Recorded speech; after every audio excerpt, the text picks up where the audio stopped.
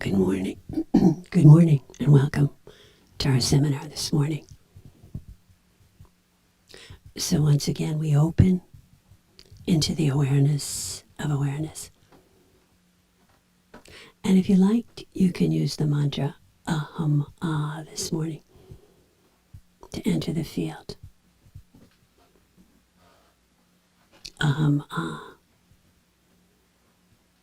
I'm becoming who I am.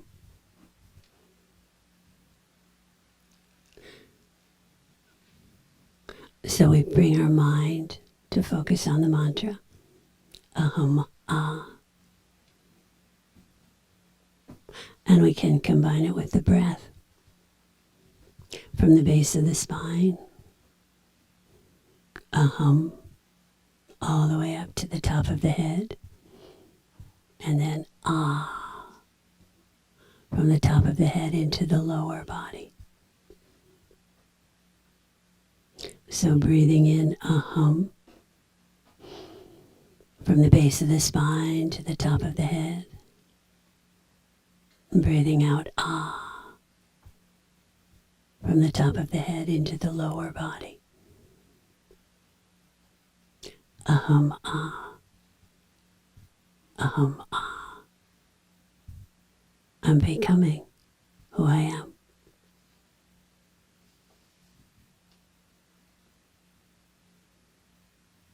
So as we say the mantra, as we become absorbed in it,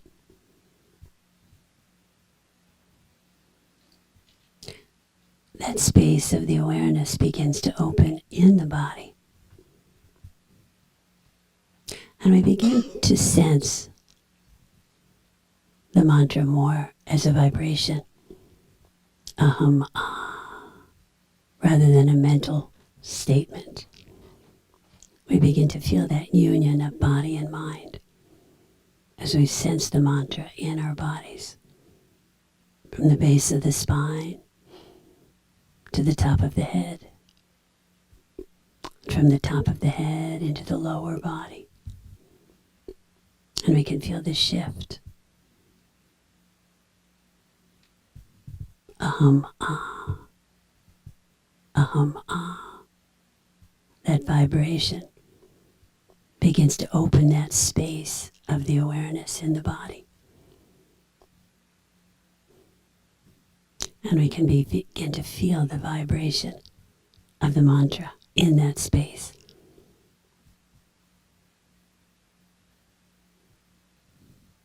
And we extend into the field around us. So to the person to the right to the left, across the room. We extend to the people on the internet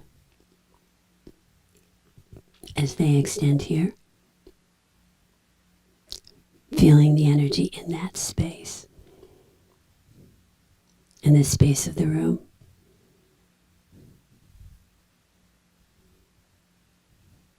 And we might sense the mantra in the space around us. Aham ah, aham ah, aham ah. And pulling that vibration into the top of the head, down through the forehead, through the face, through the throat, down into the heart, down into the belly, into the lower body, down into the legs, into the feet, into the arms, into the hands.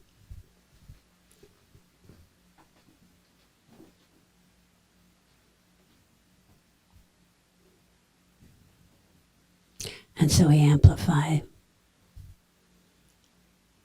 the energy of the mantra, the energy of the field, all one. So we extend from the back of the head, aham, ah, forward into the forehead. Aham, ah, from the back of the head into the eyes. Aham, ah, from the back of the head into the mouth.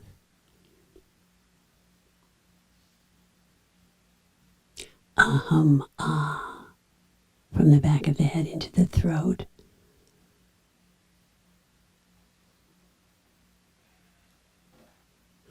So the body becomes more enlivened, every part of it, from the back of the head into the heart. Aham, ah. From the back of the head into the belly. Aham, ah.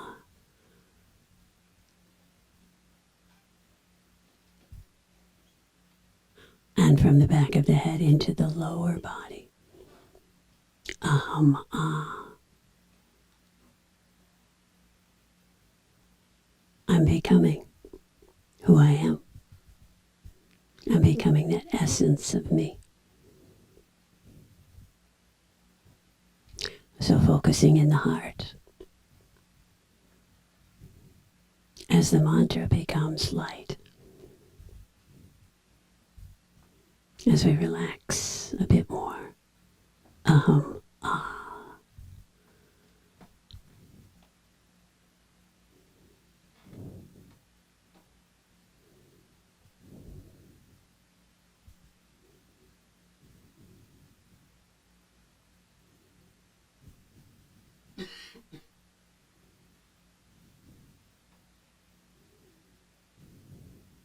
So sitting in the light right now.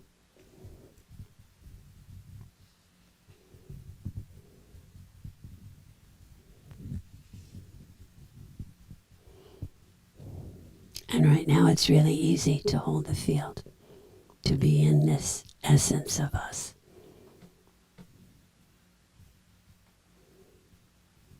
We're all feeling the support of each other. But oftentimes it may be more difficult. Sometimes we might be filled with energy, but our minds are controlling the energy. We are led by our thoughts, our feelings. So we end up being fragmented and not centered. So the great myth of Orpheus describes this dilemma very dramatically. The wife of Orpheus is bitten by a snake and dies. Orpheus is in despair and decides to enter the underworld to bring her back. He encounters great difficulty, but his intention is clear, so he finally succeeds in pleading with Hades, god of the underworld, for her life. And Hades recognizes the true love and grants his wish with one stipulation. As Orpheus ascends the underworld, he must not look back until he reaches the bright light of the living world. So Orpheus agrees, and he begins to ascend out of the underworld, and a twinge of a thought arises. Is she really in back of me? The thought grows and grows. He forgets about holding awareness. The doubt takes over, and the inevitable happens. He looks back. Is she there? Yes.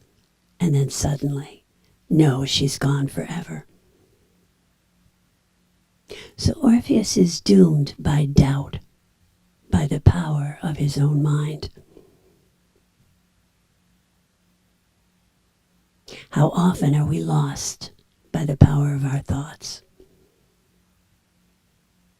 We have the best intentions to hold awareness, and yet we get lost in the sea of thoughts and affects. Unfortunately for us, we're not Orpheus. We get another chance at being in awareness. Patanjali's Yoga Sutras suggest that the way to enter the awareness is by stilling the thoughts. Yoga is the inhibition of the thoughts of the mind. Then the seer rests in his own nature.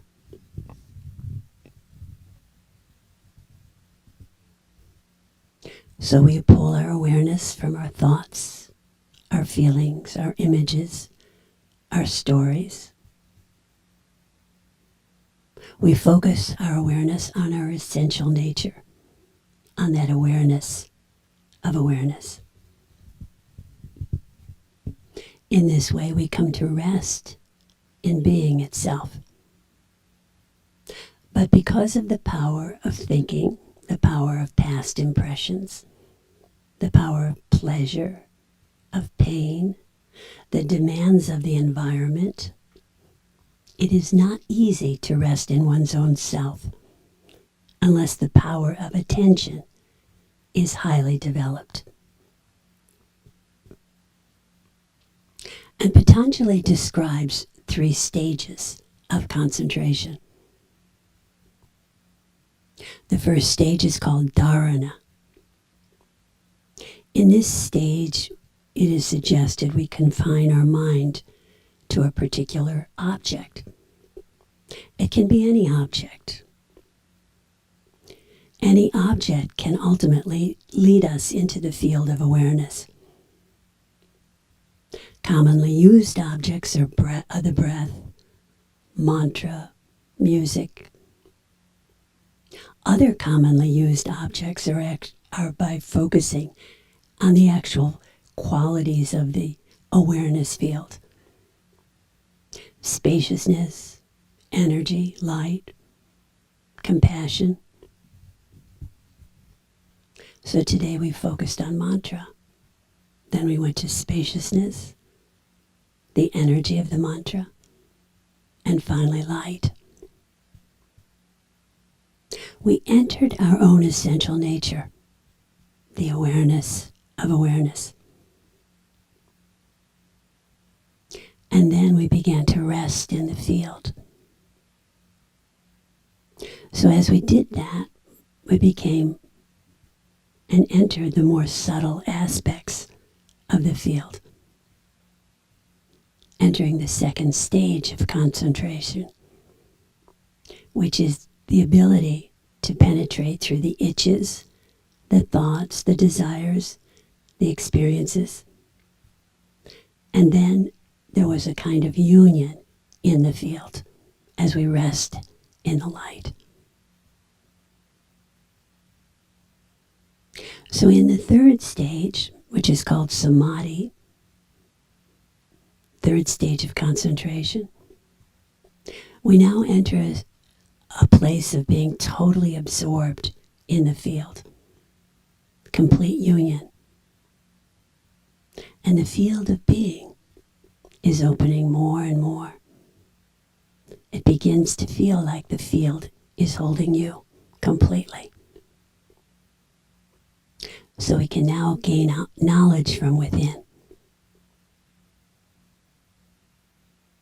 So if Orpheus had known this exercise, he could have saved himself a lot of trouble, a lot of sadness. So I'm going to replay the myth. Orpheus goes to the underworld to recover his wife. He's told not to look back as he's leaving the underworld, and she will be returned to him. And he begins to have a twinge of a thought. Is she in back of him? He tells himself, hold awareness. Say your mantra. So he says, ahama, ahama, ahama, ahama. He begins to feel a little stronger. Ahama. He begins to relax as he enters into the field. He begins to feel more space, more energy. Aham ah. He stays focused. He feels the vibration of the mantra. And as he relaxes, he senses his wife next to him. He extends to her energetically and feels that resonance with her. And when he arrives at the bright light of the living world, he's filled with energy and light because he knows she's behind him. He turns around. Of course she's there. Yes, his beloved is with him. A much happier ending. So consider for yourself how doubt or some negative emotion has interfered with your happiness. Think about a time when you really went for the doubt. And allow yourself to consider a happier conclusion. Be in the field. Utilize the field in becoming who and what you are. Aham ah. Aham ah. I'm becoming who I am. Feeling the mantra in the body. Aham ah. Aham ah. The mantra calls the awareness to arise within the body. It's a bridge into the field. And then we begin to feel the vibration of the mantra. And so we enter that second stage of the practice called dhyana. That second stage when we begin to merge into the light of the mantra. And then we become one with the field. And then we enter that oneness with ourselves and every living being. As the field begins to hold us. And we connect with each other again. We feel that resonance.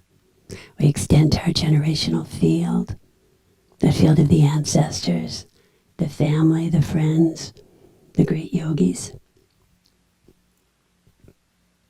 We'll extend to Swami Muktananda, our root teacher. And we'll also extend to all the great Buddhist teachers, particularly Lama Norla, this week, as he'll be coming here in 2 weeks.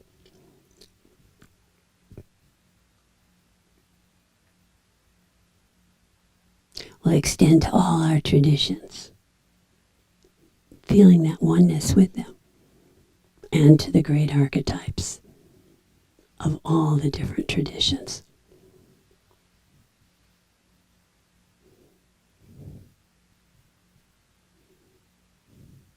Resting in that field of oneness, of light.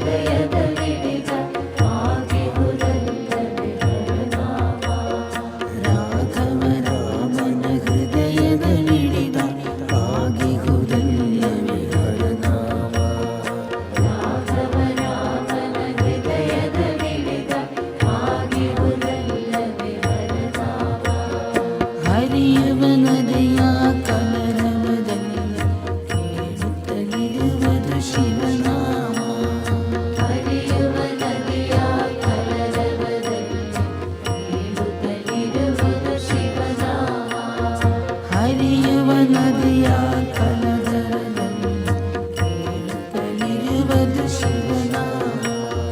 ಹರಿಯುವ ನದಿಯ ಕಲರವದಲ್ಲಿ ಹೇಳುತ್ತಲಿರುವುದು ಶಿವನಾಮ. ಕಣ ಕಣದಲ್ಲೂ ಆ ಶಿವನೇ ರಮಿಸಿ ಮನೆಯ ಜಗದೊಳಗೆ.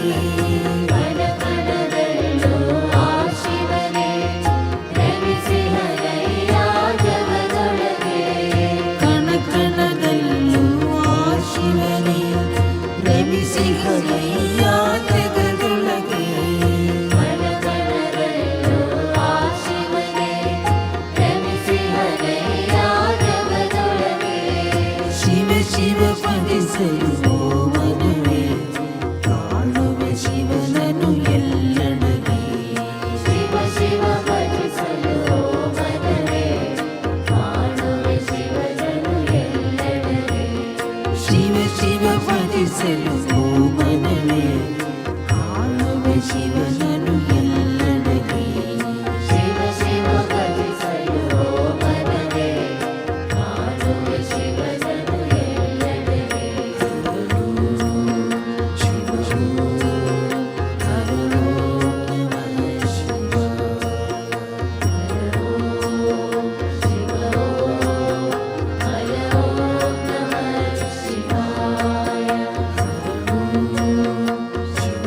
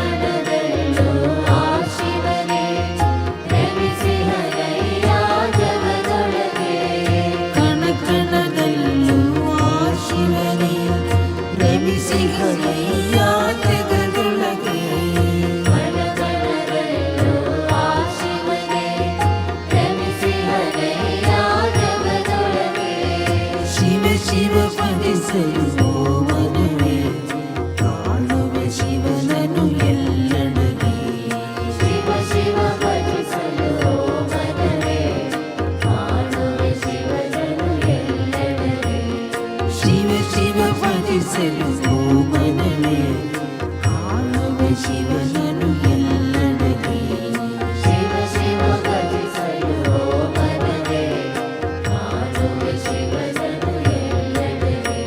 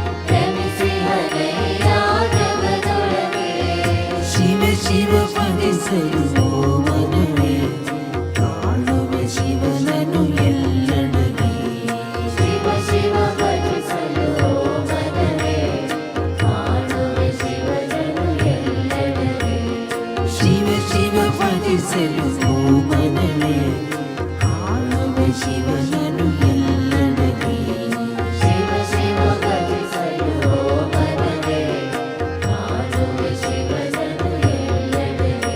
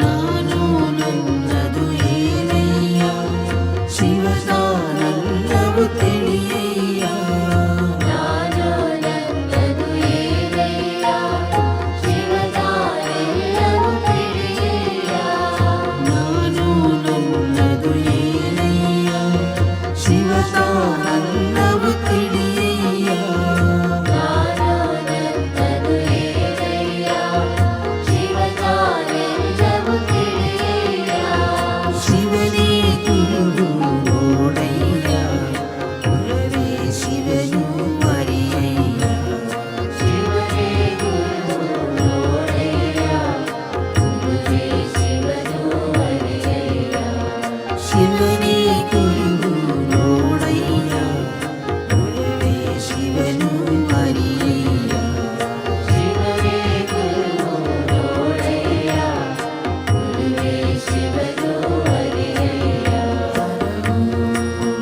ಶಿವ ಹರ ಓಂ ನಮಃ ಶಿವಾಯ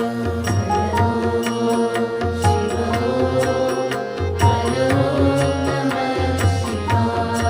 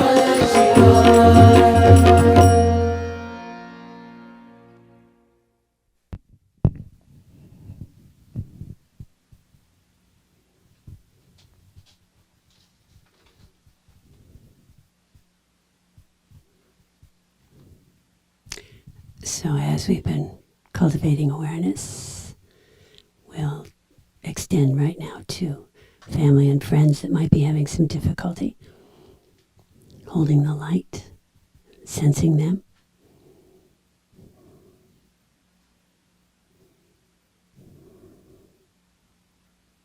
Extending the light to them.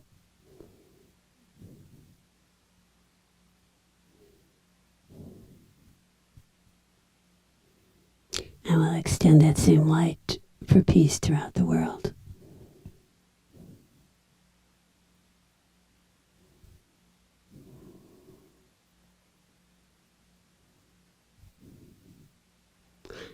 And so we'll start to rub our hands together, if you like, sealing at the heart, the top of the head, the belly. And we do have a few announcements this morning.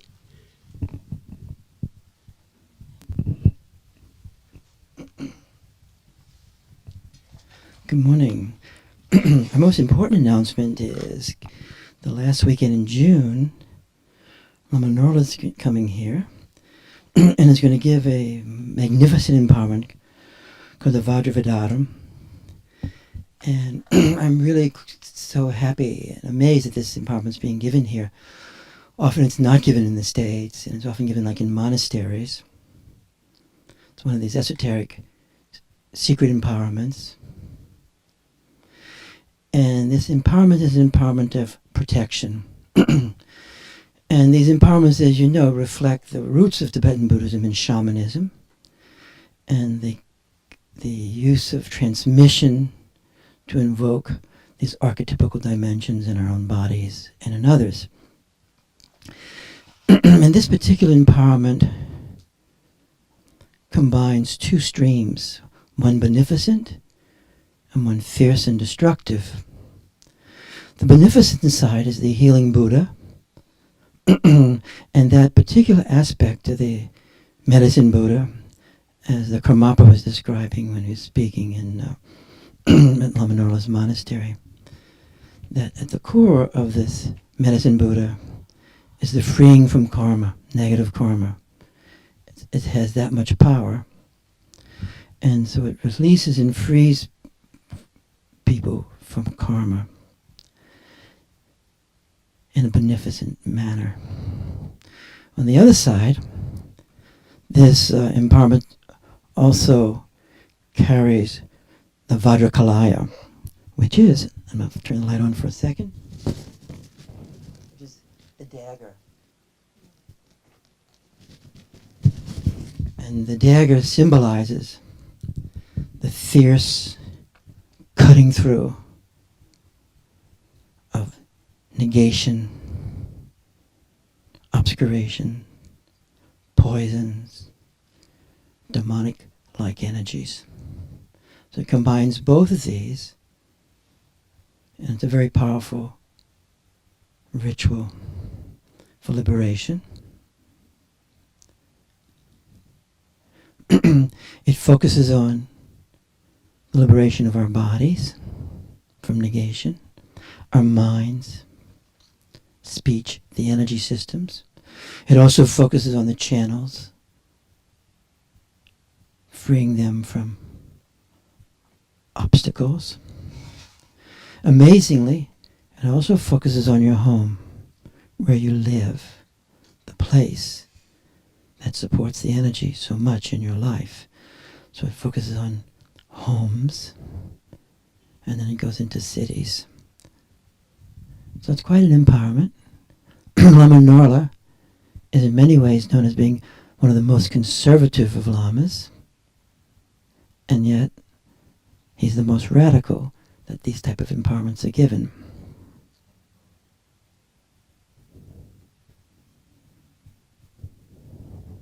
Empowerments are like Shaktipat in the Shaivite tradition that invoke through transmission the deepening of the awakening of awareness, deepening into the archetypal dimensions of our own being.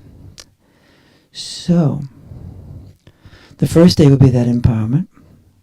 The second day, you can come through the 1 or 2 days. The second day will be the teachings of Mahamudra in a very of Kala Rinpoche, who was Lama Nola's teacher and who's a master of the Shangpa tradition. And it's a very powerful and yet direct and simple way of experiencing Mahamudra. So this is really a most fantastic possibility for you.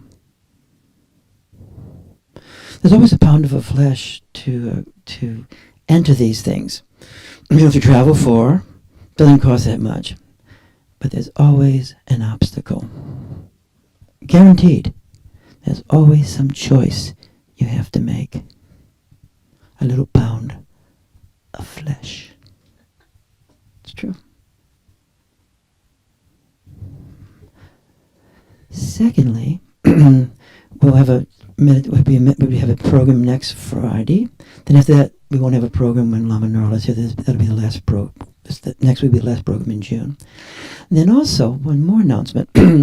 We're changing our internet transmission capacities.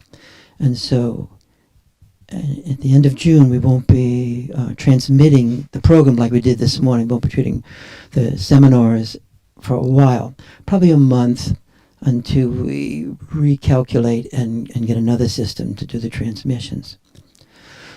So one of the things we want to know is these transmissions really useful for you all online, on the internet.